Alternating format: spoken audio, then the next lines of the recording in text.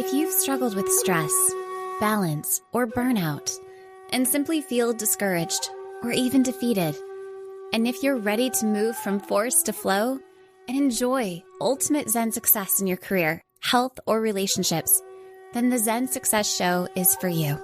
Your host, Carissa Sims, is an entrepreneur, corporate consultant, best-selling author, meditation teacher, and healer who has found her own Zen success. Here's your host, Carissa Sims. Welcome to this week's episode of Zen Success. Today, I have the pleasure of speaking with Melissa Bernstein. Melissa has a lifelong passion for healthy cooking and eating for herself, her family, and her friends. A graduate of Boston University, BU, she brings her long-standing commitment to helping others, first as a seasoned occupational therapist and entrepreneur. Did you study OT at BU? Yeah, Sergeant College. Oh, yeah.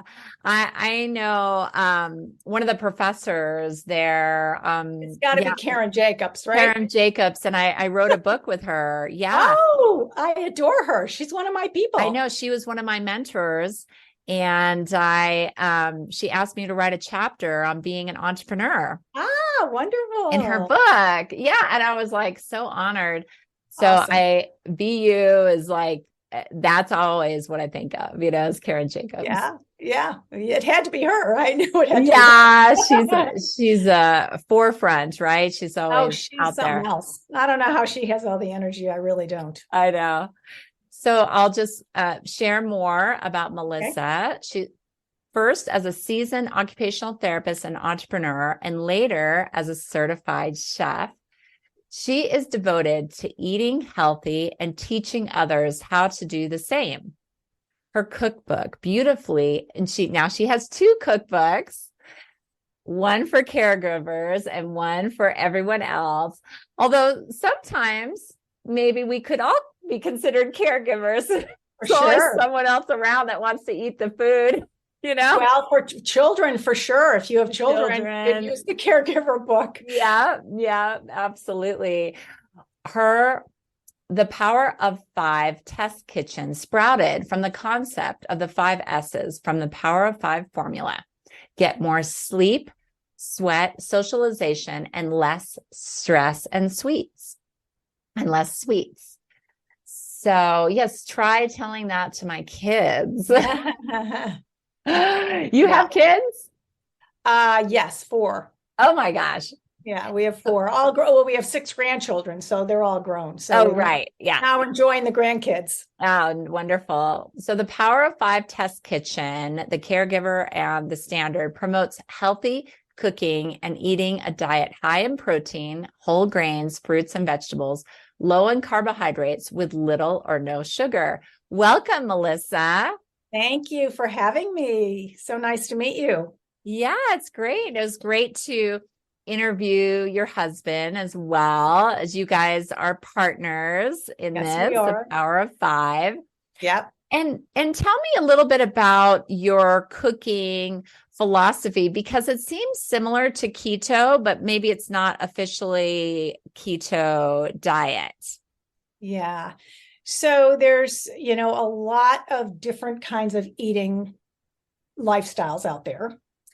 And, according 2022, according to US News and World magazine, the Mediterranean diet has become number 1 in many, many categories. Oh, so like maybe longevity. Yes, in longevity, in health, in, just overall general health and wellness. And the Mediterranean diet is really the basis of what we do, because we feel that meets the Power of 5 formula in terms of the amount of, whole foods and fruits and vegetables and whole grains, and, eating as clean as possible.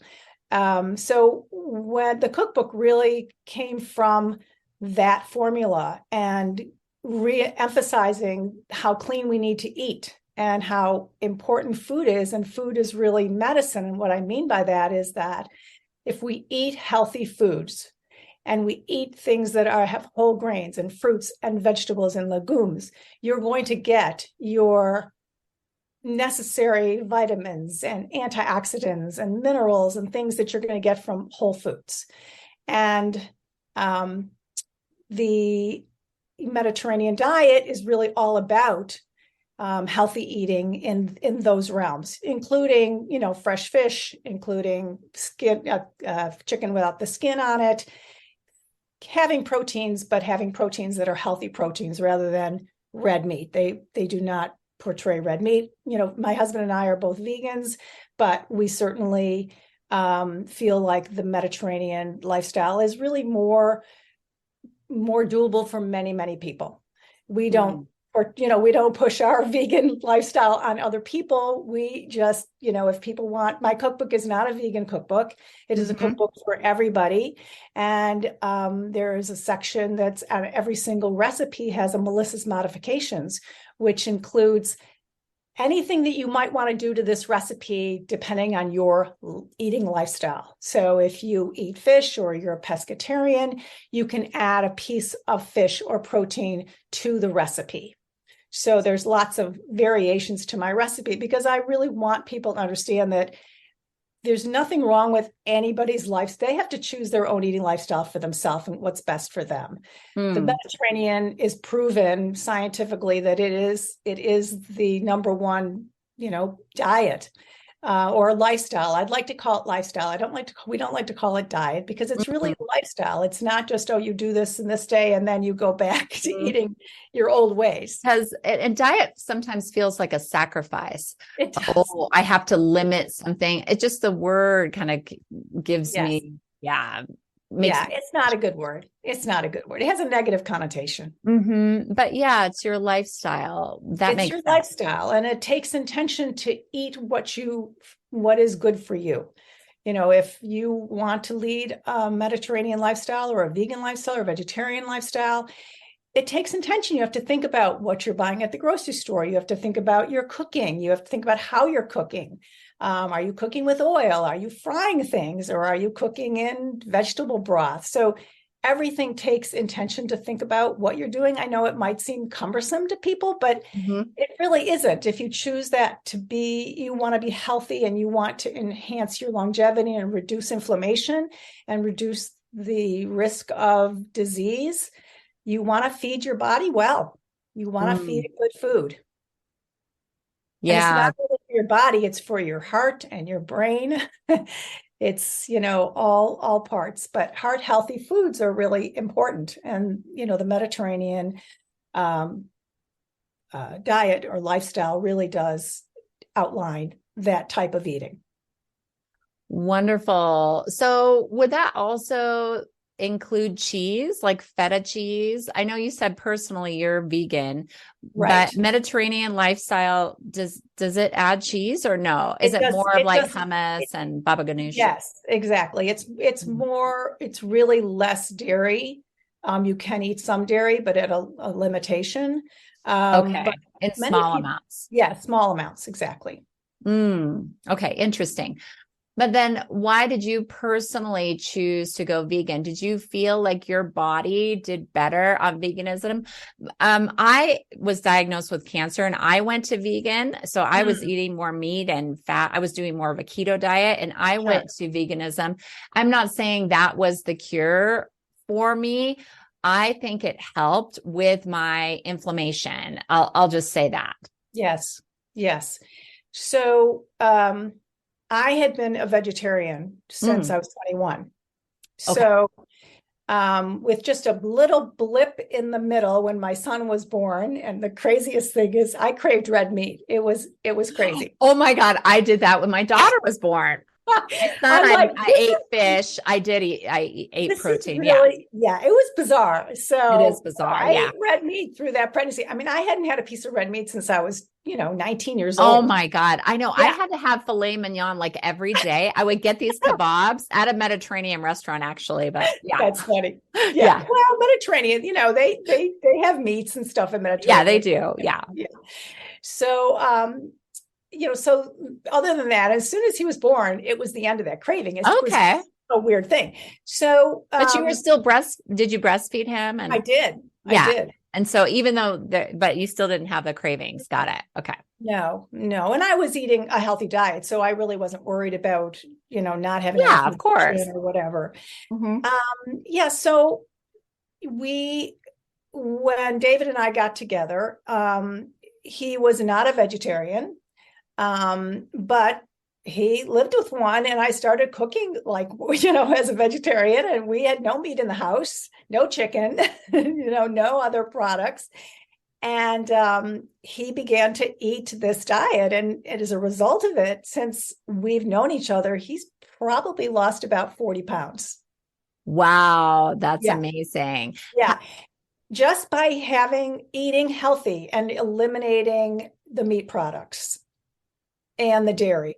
And then we about 7 years ago, we were at a meeting at our synagogue, and there was the gentleman that came as doing a lecture, who is the head of an organization called Jewish Veg. And it's I don't know if you've heard of it, but it's a vegan organization that has recipes, and it's all around the Jewish holidays, and it's if you go on to Jewish Veg, you can become a member if you want or not. It's optional. And you go on, and during the holidays, it will provide recipes that are foods that you would be eating to celebrate your holiday. And this gentleman came and talked about why he was a vegan and what Judaism relates in terms of scripture to not eating meat. So that was fascinating. And he showed a video, and I think the video was what really kind of threw David over the line. Oh, wow. It's one of those videos that you just think, I'm never hurting an animal again. Oh my God. One of those documentaries. It's so interesting that it's biblical, because I didn't know that they talked about eating meat in general. You hear about the fishing, right. But maybe you mean like red meat, right? Or right. Animals. Or chicken. Correct. Yeah. It's like animals. Yeah. Red meat. I see. So, yeah. And so we looked at each other and said, are you ready? Are we ready? I said, we're ready. And it wasn't difficult really for us to move in that direction, because it really just removed a few things from our diet. Because at that time we were eating a little bit of fish, a little bit of dairy, and we just, eliminated that. And then I really started, really pushing and developing recipes, that are plant-based. Uh-huh. So, and you raised your kids that way? No, unfortunately not. Well, I'm the same way with my husband. I feel like we ate healthy. The kids all ate healthy, but none of them at this point, nor are their children, nor our grandchildren, healthy eaters. They're all foodies. Okay. They're all like foodies. They're all millennials, and they're all foodies. Okay. That's all I can tell you. Yeah, but not necessarily healthy foodies. Is that what you're? I mean, some of them, a couple of them eat a little healthier. Like my daughter-in-law, eats a vegetarian diet, and but the rest of them really, they don't dwell on meat, have it every week, but they do have meat occasionally. So, they probably eat chicken or fish more. Yeah. Yeah, my kids eat more chicken, but my son, he will get mad if I, I need meat. Really? Yeah. That's hard to battle, Yeah, totally. I'm like, okay, I understand. I mean, I've been there. Like when I was pregnant with my daughter, I felt the same way, that I needed meat, Yeah. But anyway, you never know what's going on in your body, those cravings, if they're really for your own good or not, Yeah. Mm-hmm. But, your body tells you, I think, when you are eating something or that is really not doing well with your system. And, I just feel overall, it's not that I feel like I'm doing everything I can for my health and wellness and my longevity, and really reducing the risk of heart attacks, cancer, and other debilitating diseases. Yeah.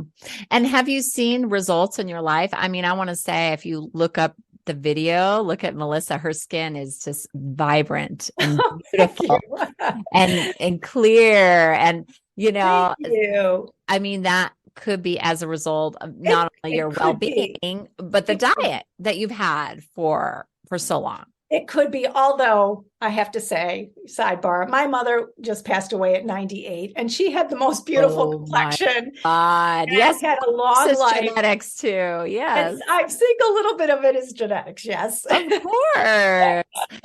Well, that's amazing. That. She lived a wonderful life then to 98. She did. Yeah, it was. Yeah. And what about her? Did she eat healthy?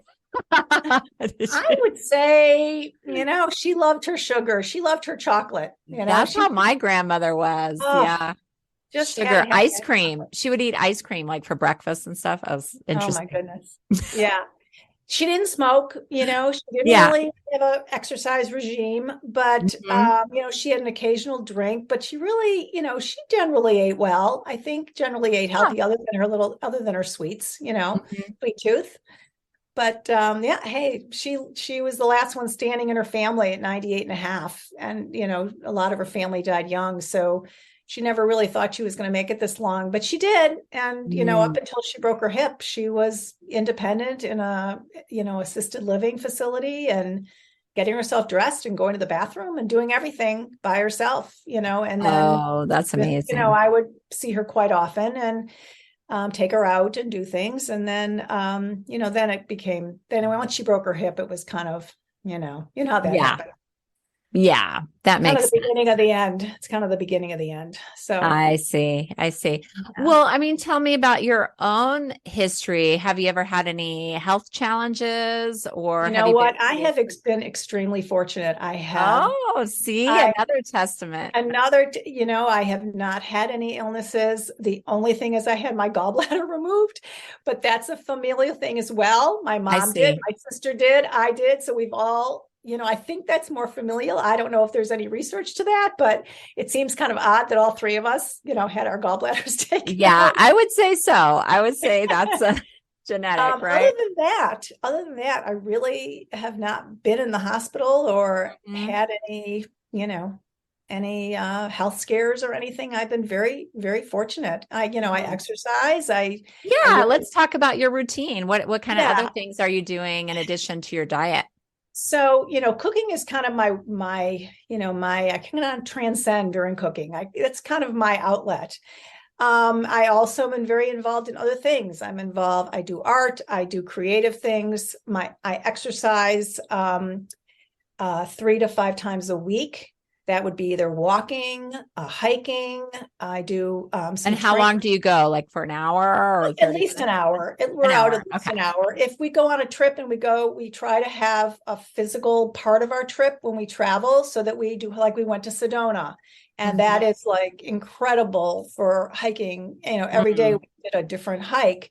So we have very, very active vacations, and that's by choice. There's some of our friends that have very sedentary vacations, but we choose to, exercise in nature when we can. So eating, exercise, time for myself. Every day I take some time to do a little meditation, to do some relaxation, some yoga, so that I can center myself. And I've had a lot of stress the last few months with my mom. And so I've really been stepping back and trying to really focus on, just clearing my mind. And that is, every day you need to take some time to just be. And I don't think people do that anymore. They are just running. My kids are running. It's a marathon, and doesn't need to be. Yeah. Yeah, it's so important. It's critical, really, because It is. it helps like your intuition. It helps like you reset and make sure you're on the right path. And like Power of Five says, give you less Yes. stress Yes. in your Yes. life. So that's amazing. So what inspired you? I know cooking is your passion. Have you had this idea for a long time of writing a cookbook? Not really. Okay, It just good. kind of happened. So the caregiver cookbook. So when David was doing the Power of Five, the ultimate formula for longevity and remaining youthful, I was the first line editor on that book, and then assisted him with the second part of the book is putting healthy eating to practice. So I designed the little 1 week of recipes and the food selections that were the best, and we did like little placemats of breakfast, lunch, and dinner, and the percentage of foods that you should have of the different food groups. And so from there, I did a presentation to a group called Arden Courts, and they have multiple memory care facilities across the country. And we've been doing a lot of work with them in the past years. And I said to them, Wow. would it be That is helpful for you? incredible. Yeah. I said, how would it be if, and I've always been the kind of the marketing person and Okay. promoting and having, Dr. B do his presentations. So I do all the kind of the background stuff. Okay. But I'm the main person who talks to the marketing people. And so I Yeah. said, what would you guys think if I did a presentation or I put together a proposal to teach caregivers to bring someone with neurodegenerative disorders, which is Alzheimer's, dementia, Parkinson's, and related disorders, into the kitchen for a purposeful activity? And they went berserk. They said, absolutely, we're going to do a video, the whole thing. They were like excited. So my Power of Five test kitchen turned into a movie studio. And we did a video with my friend who has Parkinson's disease. She was my talent. Okay. And we made 3 recipes together. We did lentil soup. We did a quesadilla. So we did 2 videos for them, which were instructional videos on how to safely bring someone into the kitchen, and then the video of us cooking, and then a summary part of that. So it's maybe about 20 minutes. And when I was designing it, I said, well, I've got all this information to share with the caregivers who are coming to the workshop. And this was all via Zoom. Unfortunately, it was during the time when, during COVID. So we were doing everything via Zoom. And I said, I'm just going to make them a mini cookbook. Well, mini cookbook got so big that I said, well, shoot, I might as well publish this thing. So that's where this came from. Very so, cool. So then I published this for them, and then they ended up buying a bunch of copies for, their caregivers. And when I showed the video to the marketing people before I did the presentation, they started crying. I mean, it was like, it made my heart feel so good. They just were they go, oh my God, this is so needed. This is so important. And I'm just so glad you did this. And we're so, so it was just a blessing that it happened the way it did. And so that's how the first cookbook, but I was planning to write the first cookbook. So I had started kind of putting it together, but I never really thought it would be anything. And then when I did the little cookbook, I thought, well, I need to get back to that other cookbook. And then I really kind of focused on that. And this actually could have been 2 cookbooks. It was over 300 pages. I had to cut it back and cut out 50 recipes because it was like so big. So I do have the makings of a third cookbook, although it's a lot of work. I love doing it.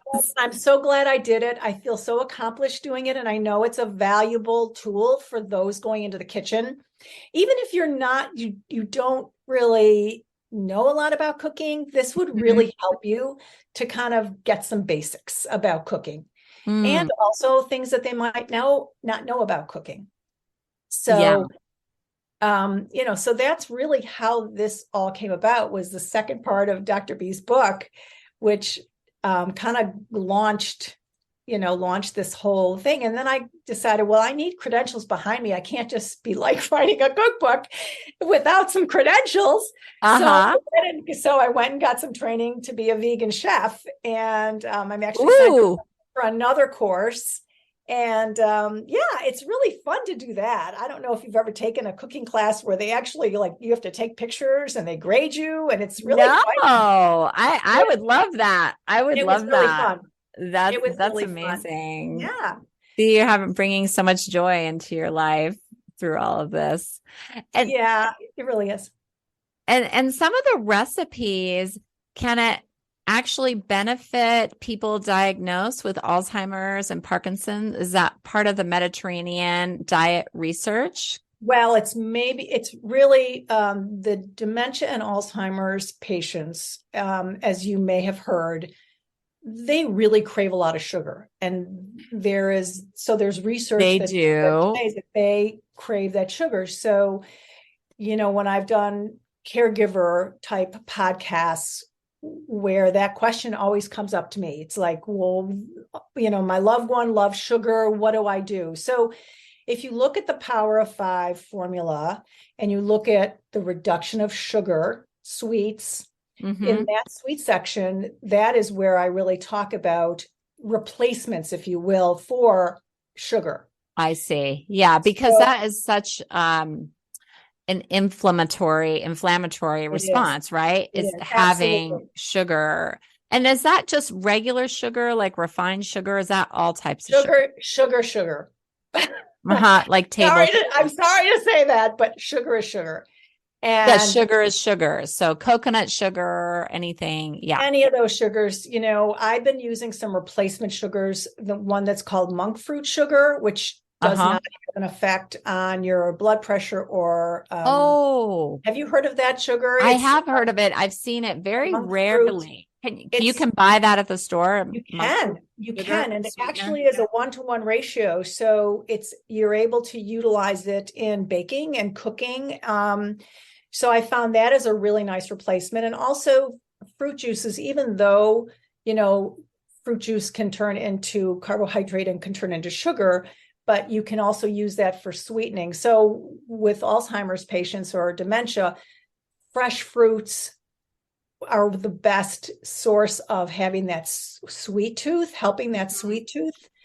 Over time, that will help, but it's that's what I kind of recommend. The honeys that's another thing that, vegans don't eat honey. We do. That's not, we don't. Oh, me too. I guess I'm not. If there's a vegan, I guess we're not technically vegan, right? Because of the honey. Yeah. How about we're almost vegans? I don't know. Yeah. Sometimes vegans. I don't know. Yeah. Most of the time vegans. Most of the time. That's vegan. Right. Yeah. But, the real hardcore vegans do not eat anything from any kind of animal, insect, anything. So anything that comes from a bee, the honey comes from the bee, they do not eat that. But, getting back to sugar. So I have found some substitutes, but so that monk fruit sugar is a good one. And then just using natural sweetener, the juice. That's a good idea. Juice from fruit.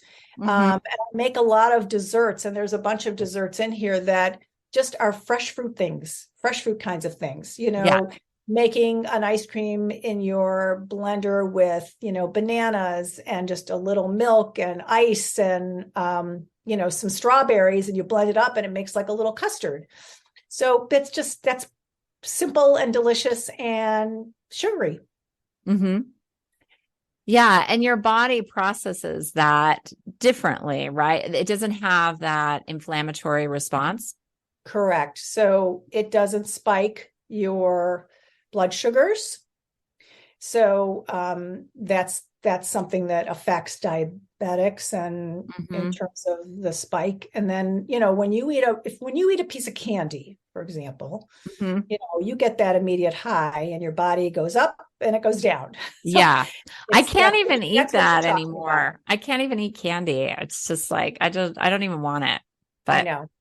Neither do I. And I feel it feeling in my teeth. That's the worst thing, is I feel it in my teeth if I do have something.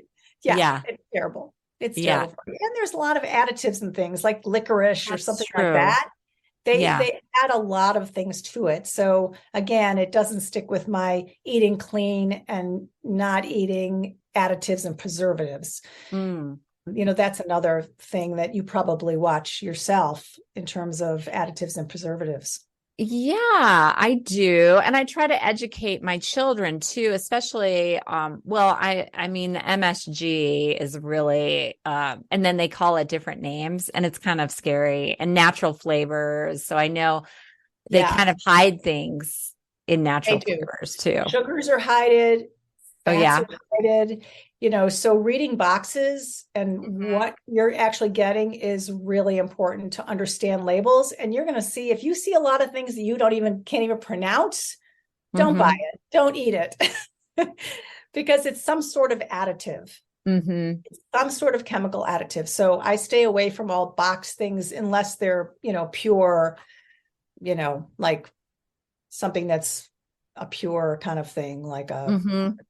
Limited ingredients or something. Yeah, minimal, yeah, limited ingredients, just Mhm. as natural as I say, as natural as possible. Yeah, or you make your own version. Yes, Okay. yes. So it's funny. I love biscuits. I don't eat them a lot, but I've been like thinking about biscuits, and I have this great recipe of this just a vegan, like the chicken pot pies that we used to eat when we were little. Well, I really loved that when I was little. I I thought, well, know, I'm I not going love to make it those with too. chicken, but I'm going to make a vegetable one. And then I Yeah. made a biscuit for the top. So I put the Okay. biscuit on top. So I've been thinking about that biscuit. And I used to buy this. Bisquick used to have a really great box of it was called Heart Healthy Bisquick. And it did, Oh. I cannot find it anymore. So I'm just making them on my own. So that's the whole point, is that it doesn't take that much longer to really cook something from scratch. Mm-hmm. If you really want to stay clean, is just making the ingredients from scratch and cooking from scratch. Yeah. But you can't always do that. So you can find products that are clean products that you can keep in your freezer, or you can bulk cook like I do on weekends, where I will cook 2 or 3 things and then I'll freeze them and have meals through the week. So Mm-hmm. that I don't have to be thinking about, okay, what am I cooking tonight? Or, what am I gonna spend time making? Yeah, that makes sense.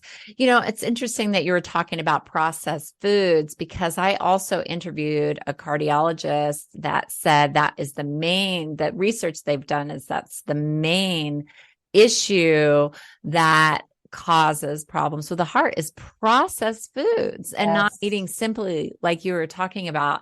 So I find that fascinating.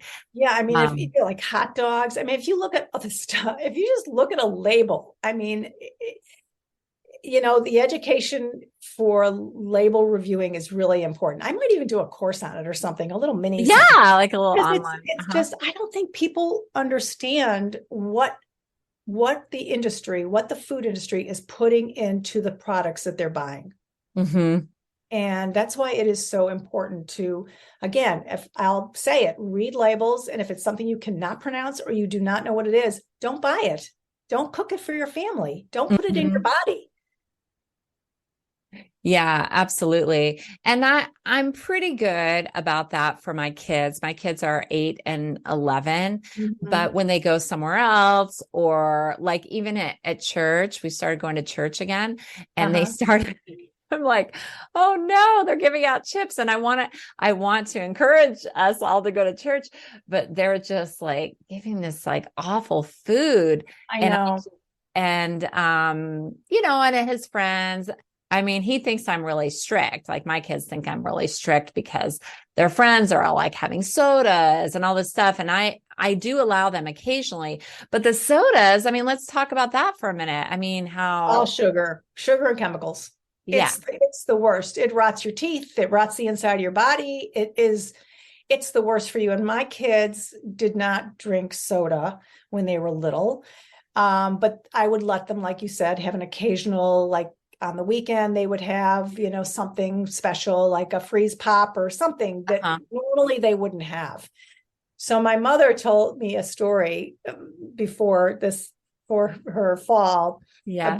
she loves telling the story about Russell, who's our oldest, he was like 3, maybe 4. And she took him to some sort of animated program Yeah. somewhere. And he says, Nana, can I have a soda? Can I have some Coke? And she said, well, does your mother let you have Coke? And he goes, oh yeah, she does. She does. So she buys him a small soda Oh and my a God. popcorn, and he drinks. He goes, well, Nana, I'm not sure Mom really likes me to have soda. Like after he had already finished it, he says, well, Nana, I'm not so sure. So I think He was feeling guilty. He felt a little guilty that he had told his grandmother a little fib that because he wanted the Coke. It was kind of funny. Oh, that's sweet. And grandma trusted him. That's so nice. She did. She did. Or she thought it was a little suspect because she kind of knows, how I fed my kids. So it was kind of funny, but it was a funny story. It was a cute story. Yeah, that is cute. My mom was an excellent cook and still is an excellent cook. And she'll cook healthy meals, but she also has that side of her. I don't know, Mom, if you're going to listen to this, where she would take me to McDonald's and let me have soda, let me have whatever I wanted. But so that I always liked vegetables as a child, I think just because of the way she cooked. But now with my kids, she's grandma, she wants to spoil them. So she is giving them and doesn't really have the awareness of how detrimental it can be long term, to have, okay, you guys get the ice cream and grandma's spoiling them and like whatever you want, And so, but I let that go because that's their time together. And I don't want to critique that, but she knows that I sometimes get anxious and I'm like, oh my God. Yeah. Because of how they react after, too, is like insane, like anger. They'll go the reverse. So I never really limited. I mean, if the kids wanted to go to McDonald's once in a while, we would take them to McDonald's. It's not like, we kept our kids from eating or even ourselves from eating everything you're not supposed to eat. I mean, anything that you eat, if you eat in moderation or rarely, it's not bad for you. If you're eating a steady diet of everyday McDonald's, it's going to hurt you. That's right. Like that movie, Super Size Me. Exactly. I mean, we are an obese society. If you look, we are more obese now. Kids are more obese than they have ever been. I have noticed that with the kids in my kids class. Yeah. It is because we're giving them breakfast. We're giving them dessert for breakfast. We're giving them sugared cereal.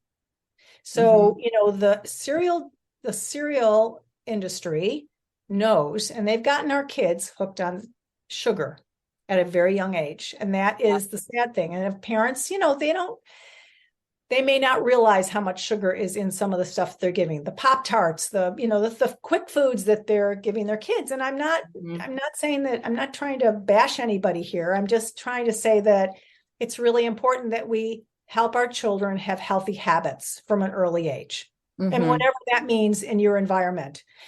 If it means not having red meat, if it means reducing the sugar, if it means no sodas in the house, whatever that means, all of those things are beneficial as they get older and they're developing their own eating style and habits. Because that's, if you're restricted to your kids so much when they're young, they're going to turn around later. They're going to go crazy. It's just human nature. We know kids. It's just the way it is. Yeah. So that's so true. And I will cook healthy meals for them and I'll make them have a bite. So they know they have to at least try it. And then they don't get any snacks unless they eat all of it. Yes, so, but I do say you can have fruit or vegetables whenever you want. You don't have to eat all your dinner. And so, right. So I mean, it kind of works in our family, but they still get annoyed with me when I'm cooking vegan and all that, because obviously I haven't always been that way because I used to crave meat and would cook that way. Right. So, so hopefully eventually they can eat healthy and choose make different choices. Yeah. Well, that's what you hope for. and and not only eating and everything that when you're raising your well, children. that's true. That's true. So how did you meet your husband? And when did you realize you had so much in common? Well, we're a blended family. So we met maybe 20 years ago. Mm-hmm. And we were introduced by a mutual friend, actually. And blind date? Blind date? Well, it really wasn't blind. I mean, maybe it was blind on his part, but it wasn't. I knew him. Oh, you knew him. He really knew me. Okay. Excuse me. But I knew him because as an occupational therapist, I was in several of the buildings that he was the medical director of. So I was treating some of his patients for OT, but he didn't know me from, Adam. So, but I remember, his name, and I maybe met him once. I mean, it wasn't like I saw him every day or anything, but but then our children knew each other because they went to the same school. So our kids knew each other. Okay. From their circles. Right. And so when we met, it wasn't like that love at first sight thing. We've both been married before. We both were, okay. We're both cautious. We're not, we're not so sure we wanted to get married again or whatever. Right. But, it worked for us. And, we had a lot of stuff to talk about and get through because we both came from different, even though we're both in healthcare, which was really a big plus, me being an OT and him being a geriatrician there was commonality there. And of course, we're both from the same ethnic background and upbringing. So that was also, very helpful for us because we have, that was a Jewish culture.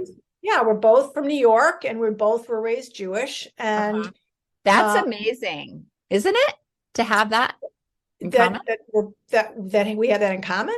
Yeah, that you met? Maybe in today's world when kids are not so connected to their religion. But back then, they were. I think people, my first husband was Jewish, so it's, just kind of, excuse me. So we have a lot, our values were the same. And, we discovered that over time. So, and then when he was writing his first book, actually, when we met, which was, I've Got Some Good News and Some Bad News, You're Old, Tales of a Geriatrician. So that was his first book that he was already in process writing when I met him. So the other books came after our collaboration and getting together.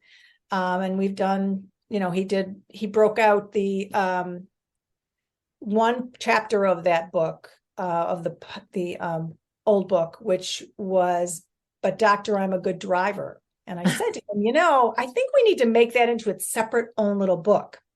So we did make a little book it's called Senior Driving Dilemmas, Life-Saving Strategies, which helps families take the keys away from their grandparents or parents and helps them strategize about that. Yeah.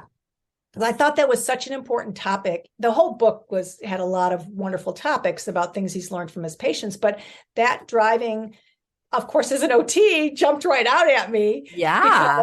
Because, it's what OTs are, training in driver education and senior driving and all of that. So that's why I really wanted him to break that book out and make a little mini book because it's just such an important topic.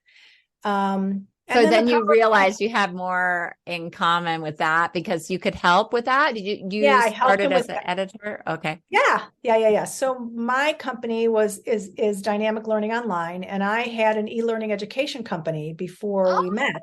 Oh, so you're an entrepreneur. Wonderful. I am. So I had 150 courses online for therapists to take for their needed or wanted CEUs, PT, OT, speech. Wonderful. Athletic trainers and guardians. Mm-hmm. So, okay. I had that company I started that in 2000. So I had that company until 2015 when I wound it down. But, yes, I was one of the first, adapters to online learning in our arena here. in our Wow, that's profession. hot. That's a Yeah. hot business So to it get was into. a big learning experience, and it was a great opportunity because I was doing healthcare consulting before that. So I was doing a lot of that and then moved into the online learning. And so it made sense for us to start developing materials around health and wellness. And, as we've grown and developed more materials, we've also transitioned and gone back to online learning because we took the Power of Five and turned that into an online course. So we're very excited about that. That's incredible. Yeah. So now, did you sell that company, and now you and your husband have a company together? So I did not sell the company. I basically sold the content and my lists and everything to colleagues that were in the arena that were very wonderful. Yeah, colleagues of mine. So people that I had done work with, because I had a lot of, B2B relationships with companies and universities, et cetera, for my content. So it was easy for me to, kind of parlay and say, look, I'm, kind of getting out of this business. Are you interested in this? Because I wanted to keep the name. I wanted to keep Dynamic Learning Online. So that is our main name, but we are doing business as Power of Five Life. Oh, okay, so wonderful. We're a DBA. So we've transitioned everything learning for others into learning about aging well and longevity and health and wellness. So that's the shift in the company is what we believe in and what we practice. That's amazing. Now, final question. What is Zen success to you?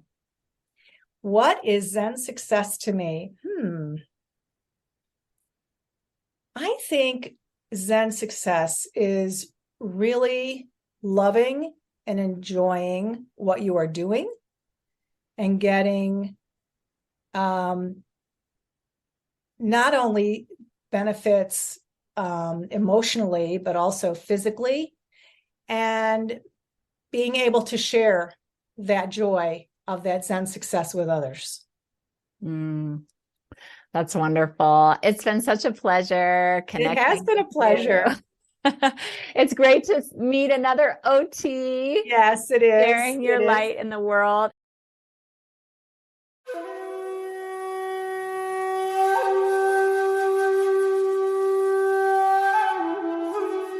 That's it for today's episode of Zen Success. Head on over to iTunes, Google Play, Spotify, or wherever you listen to shows. Subscribe to the show and share with friends. Be sure to head on over to ZenSuccessShow.com to help you on your Zen success journey. And join us on the next episode. May you find your own Zen success in life.